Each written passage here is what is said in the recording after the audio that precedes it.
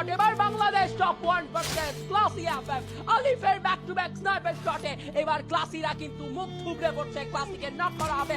আলিফের class show, এবার শুভ 69 আকাশ থেকে লিখিকে নক করে নামাতে পারলে ব্যাপারটা ভালো হতো। ক্লাসি এফএম এই জায়গা ছেড়ে তো যাবেন সঠিকভাবে, সেই পাশে টপ 1 এবার পাবে ফ্লিকারকে। ফ্লিকারের স্নাইপার শট, ফ্লিকারের শটে একটা নক চলে আসলো। ফ্লিকারের এসিএটি স্নাইপার কম্বো ছিল সম্ভবত সেখানে টপ 1 ভার্সেস আরএইচকে একেএ সানরাইজ ওয়াইটি। ফাইটটা কন্টিনিউ করতেই যাচ্ছে, একের পর এক ম্যান পাওয়ার গুলো কিন্তু হারাতে হতে পারে যদি একটা হার্ড কাভার, যদি একটা ভালো পজিশন না বানানো যায়। শর্টে এবার এন্ট্রি নিয়ে নেবেন সানরাইজ ওয়াইটি থেকে হয়তো রাশাররা, এবং আলিফ তার পজিশন চেঞ্জ করে স্নাইপারের আদর্শ যে পজিশন থাকা উচিত অনেকটা লং থেকে ব্যাকআপ প্রোভাইড করা, অ্যাসিস্ট মেক করা, সেই কাজের কিন্তু তিনি সর্বোচ্চটুকু চেষ্টা চালিয়ে যাবে। টপ 1 তিনি কোথায় রয়েছেন সেটা প্রশ্ন। টপ 1 এর পজিশনটাও দেখতে পাচ্ছেন, তিনিও কিন্তু শর্টে এগোচ্ছেন না। শুভ ওবাইদুলকে ক্লোজে এন্ট্রি নিতে হবে, রাশার রোলের সম্পূর্ণ ব্যবহারটুকু তারা করতে হবে। মেকো ব্লেডের এন্ট্রি হবে, মেকো ব্লেডের এগেইনস্ট ওবাইদুল শুভ।